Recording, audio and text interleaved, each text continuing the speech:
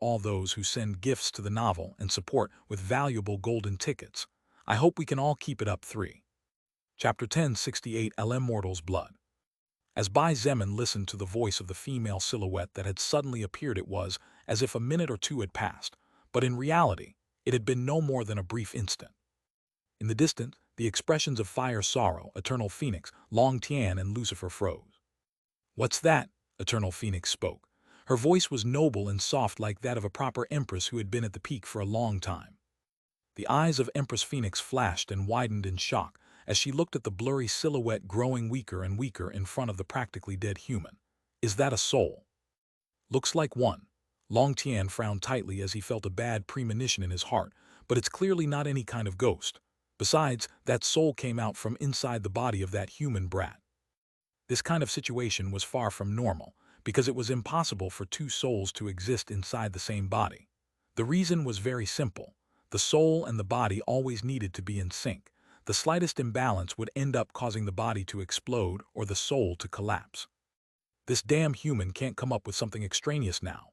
Long Tian gritted his teeth in his heart as he wished for Bai Zemin's death 1,000 times over. How could he not wish for Bai Zemin's death after having made such a big bet with Lucifer? It was a bet he could not take back. While everyone was in shock and experiencing different emotions, Lucifer looked at the blurry silhouette in the middle of the white mist with confusion. That is, although Lucifer wasn't very good with the matter of souls, at least he had some knowledge. At the end of the day, Lucifer was a being who had lived for too long, so it was normal for him to know more than others, even in the less explored fields such as the field of souls. Somehow, Lucifer felt that he had felt that length of soul somewhere. It was not exactly the same, but very similar. Unfortunately, he couldn't think too much, as not only was that blurry female silhouette soon swept away by the wind along with the white mist, but the 9-headed immortal dragon that had been carrying his attack for a couple of seconds finally broke free completely. The sound caused by the toxic beam fired by the green head was that of an explosion, the explosion that was born as a result of the sonic barrier being shattered. Yes, Long Tian clenched his fist with a big smile slowly forming on his face. If the attack connected, there was no doubt that Bai Zemin would die. This was because while the attacks of the green head were not as destructive or domineering as those of the red head and the blue head, Each attack of the green head had toxic gas powerful enough to corrode even 5-rank metals in a matter of seconds once it made contact with its target. Fire Sorrow raised her right hand, and a magical circle began to form on it. Although her movement seemed to be slow, her speed was so high that even the toxic beam traveling a little faster than the sound barrier was slow in comparison. She had made a vow to herself and was about to honor it now. Fire Sorrow's actions took Lucifer by surprise. It all happened too fast, and his distraction about the soul that had appeared from Bai Zemin's body made his heart clench as he realized that he wouldn't make it in time to stop her. Just at that critical moment for everyone where many things would change after another instant, a split second before the toxic beam came into the 100-meter range near Bai Zemin, and a split second before Fire Sorrow activated her defensive barrier, a pillar of bright red light burst from Bai Zemin's body and soared into the sky in a flash. Boom! The pillar of red light that soared into the sky was clearly made of mana and magic, but it still turned into a kind of impenetrable wall that stopped the advancing toxic beam launched by the green-colored head of the 9-headed immortal dragon in its tracks. You and your pointless stubbornness. As the neck of the green-colored head kept leaning forward, and the giant mouth of the green head wide open to allow more and more magical power to continue to flow out, and thus fueling the power of the toxic beam, the other 8 heads of the beast roared at the same time. The next instant, the necks of the black, blue, and red heads moved forward at the same time as the 3 mouths opened wide and launched their respective magical attacks. Lightning from the black head, ice from the blue head, and fire from the red head. Seeing the 4 magic beams with enough power to destroy an entire city and annihilate millions from the distance might have been a beautiful sight for the humans were it not for the fact that the one using such attacks was their enemy, an enemy that could soon turn around and kill them all with a single breath. But most stunning of all was that, even with all the 9-headed immortal dragon's magical power, the 4 magical shots failed to break the wall of red light that was still rising in the form of a column into the sky, and dispersing all the gas clouds that had formed in the area 20 kilometers around the battlefield. Thank God, Nangong Lingxin fell to her knees. Bai Shilin looked at Shangyuan Bingzu worriedly, and seeing the crystalline tears running down her face as her lip trembled, she couldn't help but silently move closer to give her mom a tight hug. In Shangyuan Bingzu's beautiful sky-colored eyes, the image of the bright red pillar of light blocking the 4 dragon breaths was reflected.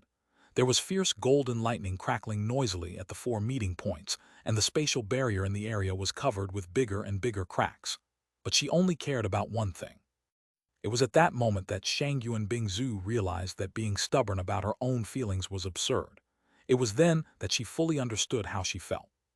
I see. She gently caressed Bai Shilin's silver hair as she stared at the distant scene, and in a somewhat dazed voice muttered, "So this is love." Being her first time feeling such an emotion and now fully aware of it, Shangyuan Bingzu felt dazed and fearful. Strangely, however, she also felt great relief when she stopped denying the reality, and somehow also felt excited for the future. Second in command, you're the only one who didn't know. Kang Lan's voice attracted Shangyuan Bingzu's attention. Kang Lan looked at her sideways with an expression that suggested she didn't know whether to laugh or cry as she slowly said, "Even though it's your own emotions, you are the last one to realize." The last one, Shangyuan Bingzu whispered to herself. Suddenly, and as if she had thought of something, her head moved slightly and her eyes met Chen He's, who by that time was already looking at her. He stared at her for a few seconds. 1,000 emotions flashed in his eyes before shrugging his shoulders. With a genuine smile and wide eyes, he nodded, "The last of the last." Shangyuan Bingzu looked at him, but her eyes seemed to be staring blankly as she slowly nodded. "I see." On the other hand, Jack couldn't help but smile bitterly as he listened and watched everything. What's this emotion called? Glad that guy is still alive, but somehow I want to kill him. Dylan gave him a sidelong glance before looking back at the pillar of light in the distance and saying in a serious voice, "It's called jealousy." "Dylan, you want me to put an arrow through your ass?" Jack growled without looking at him. "Ha ha ha ha," Robinson burst out laughing and pointed. "Jack, you made the question. What are you complaining about?"